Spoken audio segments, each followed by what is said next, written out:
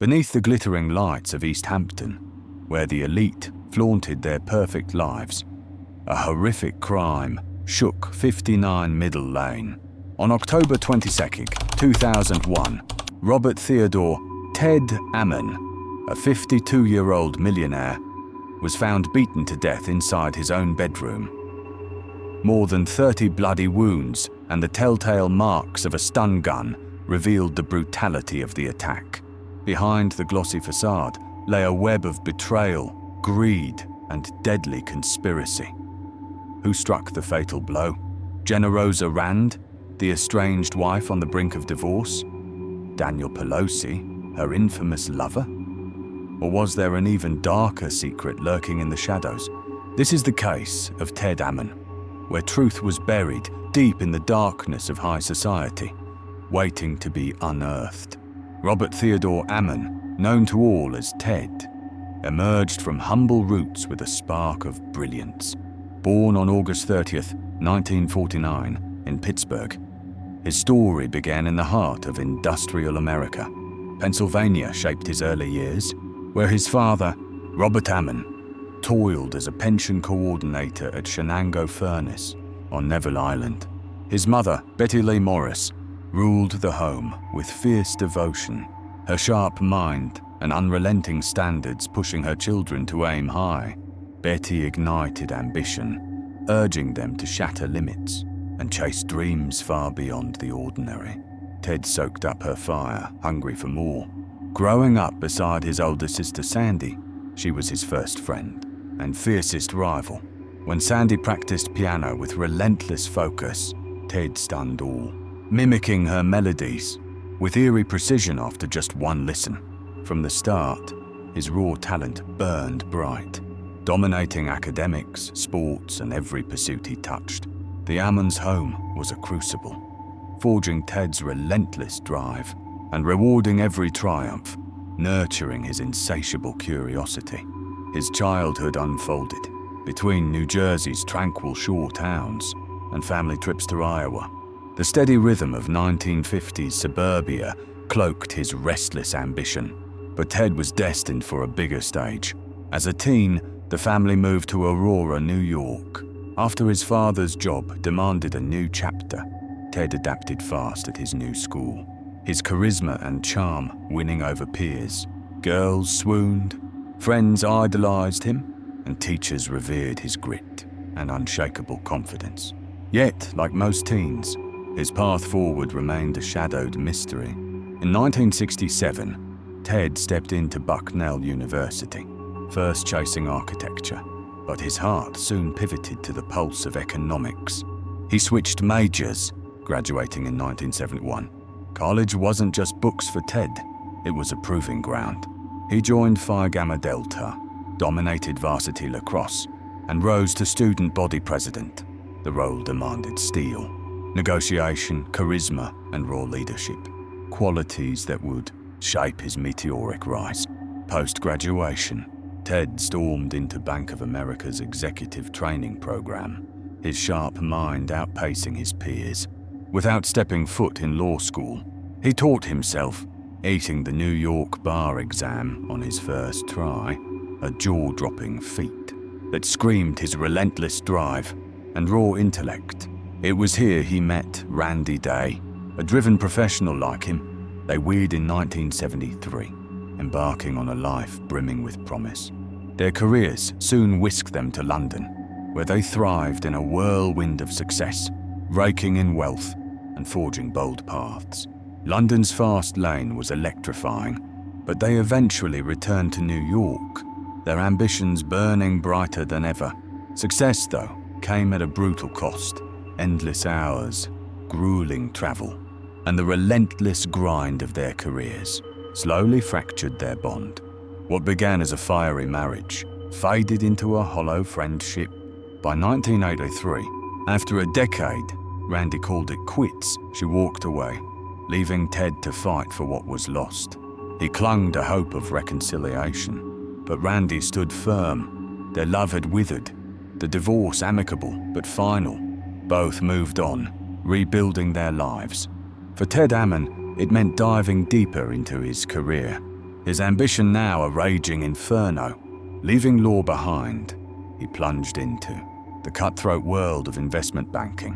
In 1984, Ted joined Kohlberg Kravis Roberts, known as KKR, a titan in the making. KKR was reshaping the private equity world, becoming a powerhouse of the 80s. Ted's razor-sharp mind thrived in its high-stakes arena, earning him a fearsome reputation. His intellect cut through deals like a blade, his rapid-fire style sealing his legend. Among his triumphs was the colossal $31 billion leveraged buyout of RJR Nabisco. Nabisco, a corporate war, etched into history by the bestseller Barbarians at the Gate. Ted's genius for unraveling financial mazes and outsmarting rivals with cunning foresight cemented his name among Wall Street's elite. His reign at KKR brought fame and a fortune that painted his life in gold. Yet Ted refused to linger in anyone's shadow. Driven, he broke free, forging his own empire. After KKR, he poured his brilliance into ventures like Big Flower Press, a thriving printing powerhouse, and Chancery Lane Capital, a sleek private equity firm. Both fueled his hunger for strategy and conquest, far from KKR's relentless spotlight. His passion for deals burned fierce, unshackled from Wall Street's glare. Amid this professional blaze, Ted's personal life veered into uncharted shadows. In 1984, hunting for a New York apartment, he booked a viewing but missed it, swallowed by work's demands. The next day, he called to apologize, reaching the real estate agent, and secured a second chance. That rescheduled meeting ignited a spark that would alter his fate forever. There, Ted met Generosa Ammon, younger, radiant, her sharp intellect seizing his heart. Coffee after the viewing sparked a flame, their bond electric and instant. Within a month, they shared a home, Generosa weaving her artistic magic into their space. Her flair for design brought their apartment to life, but their love soon hit a breaking point. Generosa craved a ring, while Ted, scarred by divorce, hesitated to vow again after just a year. She drew a line, marry her or lose her. Ted walked away, choosing freedom. Generosa's heart shattered, her pain spilling over in calls to Ted's family. Fate, though, had other plans. A month later, they collided again at an art museum, Generosa on another man's arm. Jealousy clawed at Ted, awakening his buried longing. He proposed soon after, and in 1986 they wed, launching a union both dazzling and doomed to unravel. Generosa's past was a tangled web, born in California into a family that prized independence and raw creativity. She wielded a paintbrush with fierce talent. Her gift for art and design defined her, a passion that never faded. Yet, her childhood was scarred by chaos. Her mother, Mary Rand, was a volatile force, rumored to battle bipolar disorder. Mary's youth was steeped in faith, raised in a devout, wealthy home, even briefly joining a convent. But after a year, she fled, trading piety for wild parties and fleeting romances. Her social whirlwind never slowed, bankrolled by her businessman brother. After their parents' death, money was no barrier. In 1945, Mary wed a soldier, bearing 2 children, but motherhood bored her. She chased thrills, leaving her kids behind. Her husband, worn by endless fights, walked away, abandoning the children to her care. Mary remarried, birthing another daughter, but that marriage crumbled too. She faced the world alone again, with Generosa as her final child. Generosa never knew her father, an Italian sailor, a fleeting fling from a party. Their affair burned out in a week, letters sent but never answered. When Mary revealed her pregnancy, he vanished into silence. Whispers spread that Mary's husband, at the time, was not Generosa's true father. Named after the absent sailor, Generosa's early years were a storm of hardship. Mary Rand lived untamed, parading men through her home, while her children faded into shadows. Whispers hinted at dark deeds by Mary's lovers, targeting her children. Did Mary know? Did she care? The truth stayed buried. Her indifference was stark.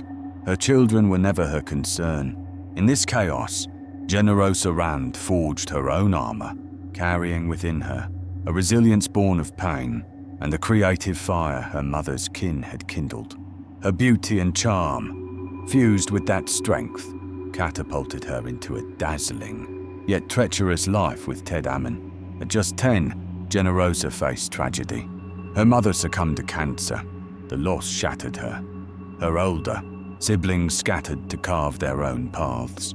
Generosa and her younger sister were shuffled to an uncle, then other kin. Her mother's absence scarred her soul, molding her grit and her view of the world.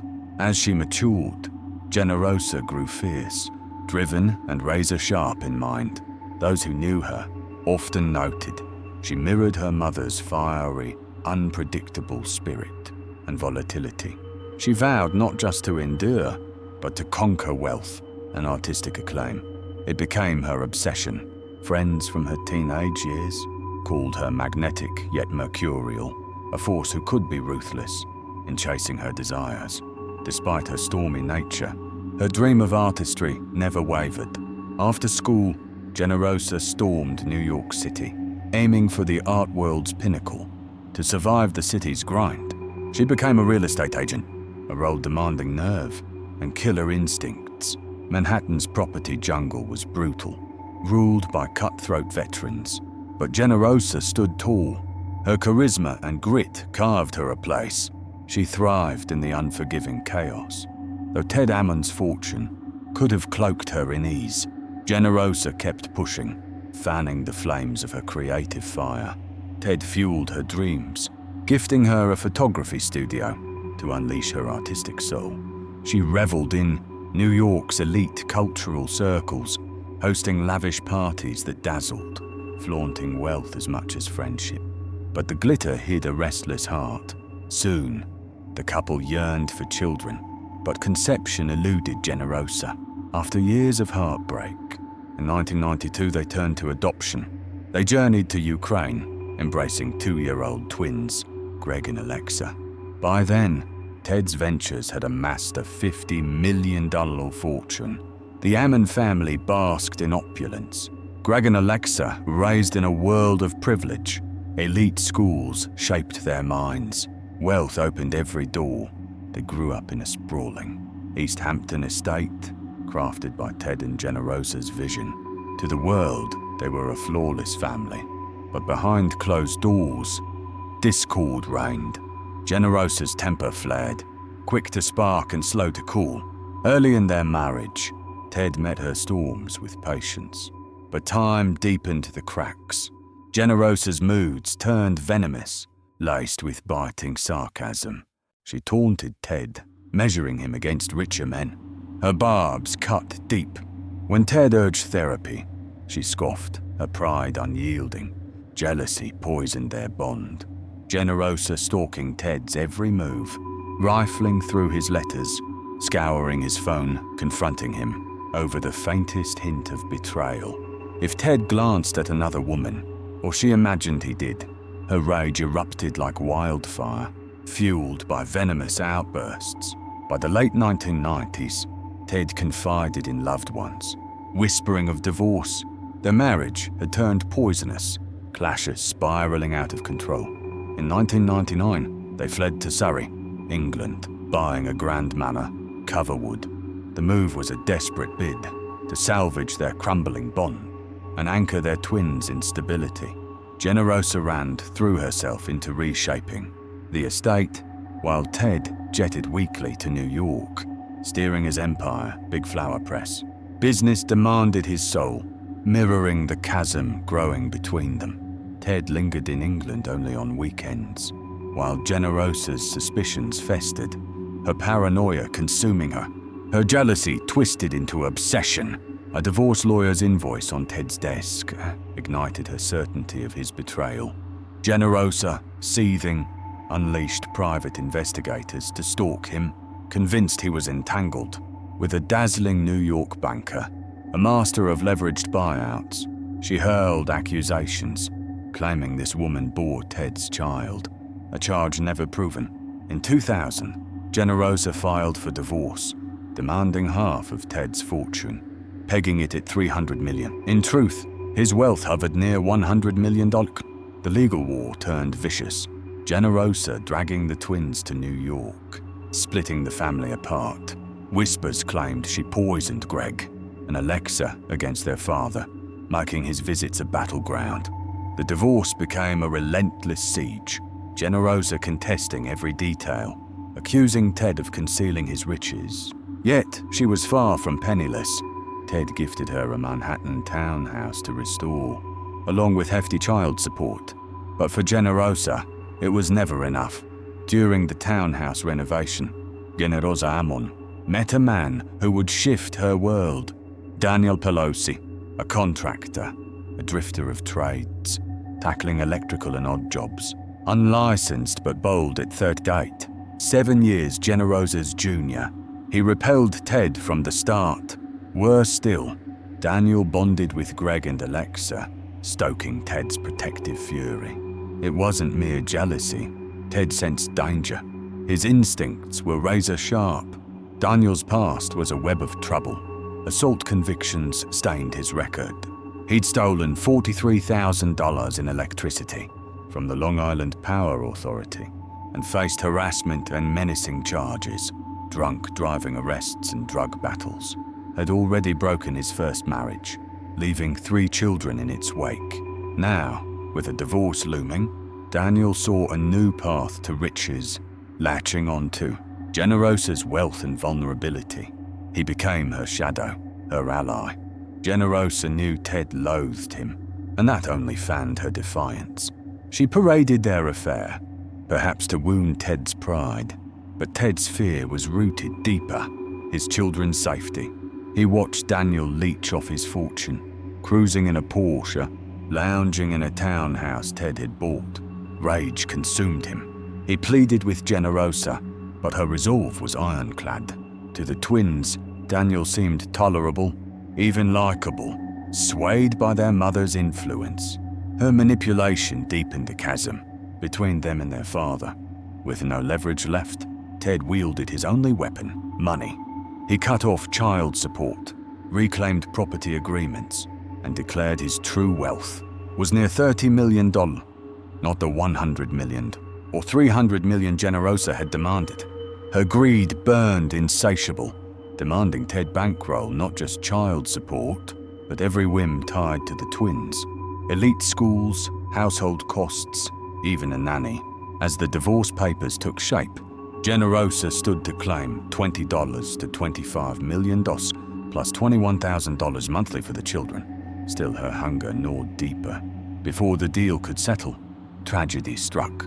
On October 20th, 2001, Ted Ammon, 52 years old, was found murdered in his East Hampton mansion.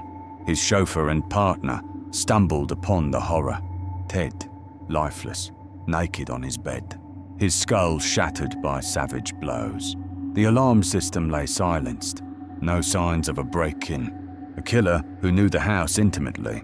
The hunt for answers began at once. Generosa inherited his $97 million fortune, and shockingly, 3 months later, she wed Daniel Pelosi. Suspicion locked onto her immediately. Motive was clear. Witnesses heard her hiss that Ted deserved death, yet her alibi held firm. The crime's brutality pointed to a stronger hand, someone like Daniel Pelosi. Testimonies began to stack like kindling. Construction workers swore. Generosa offered $50,000 to have Ted beaten. Christopher Perino, Daniel's acquaintance, testified that on the murder night, he drove Daniel to Ted's mansion. Daniel told him to wait, then vanished inside. He returned, drenched in blood, muttering, "I think he's dead." Others recalled Daniel's chilling boasts, claiming he killed Ted at Generosa's command. Even his father confessed. Daniel asked how to erase evidence. Yet, despite this damning chorus, no physical evidence pinned Daniel. The case rested on words alone. A fragile web of testimony held the truth. By then, Generosa faced her own grim fate, diagnosed with advanced breast cancer. She blamed Ted, claiming he knew of a lump her doctor found years before, but never told her. Her accusation hung unproven. Evaluations branded her volatile, marked by borderline, narcissistic, and paranoid traits. In 2003, as her body weakened, prosecutors offered immunity for her testimony. She refused, swearing Daniel was innocent. Her defiance held firm. On May 20th, 2003, Generosa died in her East Hampton home, her truth buried with her. Before her death, she turned on Daniel. Though married in January 2002, his reckless spending repulsed her. By July 2003, she forced a post-nuptial agreement, capping his claim at $2 million, to not contest her will. She rewrote her estate, leaving nearly all to Greg and Alexa, with their nanny as guardian. Her wishes stood firm. The nanny took charge of the twins. Daniel fought the agreement but fell short. By 2004, he faced trial for Ted's murder. He admitted being at the East Hampton house that fateful night, but denied delivering the fatal blows. Instead, he pointed the finger at Generosa, claiming she masterminded the killing. Witness after witness, however, told jurors Daniel bragged of the murder himself. His words betrayed him. On January 25th, 2005, Daniel Pelosi was convicted, sentenced to 25 years to life. Generosa was never charged, dying 2 years before Daniel's fate was sealed. Her shadow looms over the crime, forever entwined with the Ammon tragedy. Ted's sister, Sandra Williams, took custody of Greg and Alexa, vowing to give them the loving, stable home Ted would have fought for. In 2012, Greg and Alexa, now adults, co-produced a documentary, 59 Middle Lane, named for their father's East Hampton murder scene. It laid bare their pain, retracing their roots to Ukraine and revisiting the house that once held their family. They faced their haunted past. Now in their 30s, Greg chases filmmaking dreams, while Alexa carves a quieter path. They speak of Ted with love, calling him kind, generous, their childhood's steady anchor. Memories of Generosa are tangled, all for her brilliance, shadowed by the chaos and ruin she unleashed. Daniel Pelosi's arrival broke their world, yet through it all, they carry Ted's legacy forward, finding light amidst the wreckage. But as the dust settled on this tragedy, questions linger like ghosts in the shadows. Did Generosa Ammon mastermind Ted's brutal murder? Or was she merely a pawn in Daniel Pelosi's game? Could her rage and greed have fueled the fatal blow? Or did Daniel act alone, driven by his own dark hunger? What secrets did Generosa take to her grave? And how did they shape the lives of Greg and Alexa? The Ammon case remains a chilling puzzle, a tale of wealth, betrayal, and unanswered truths. What do you think really happened at 59 Middle Lane? Share your thoughts below and subscribe to our channel. Click the bell and smash that like button. See you in the next video.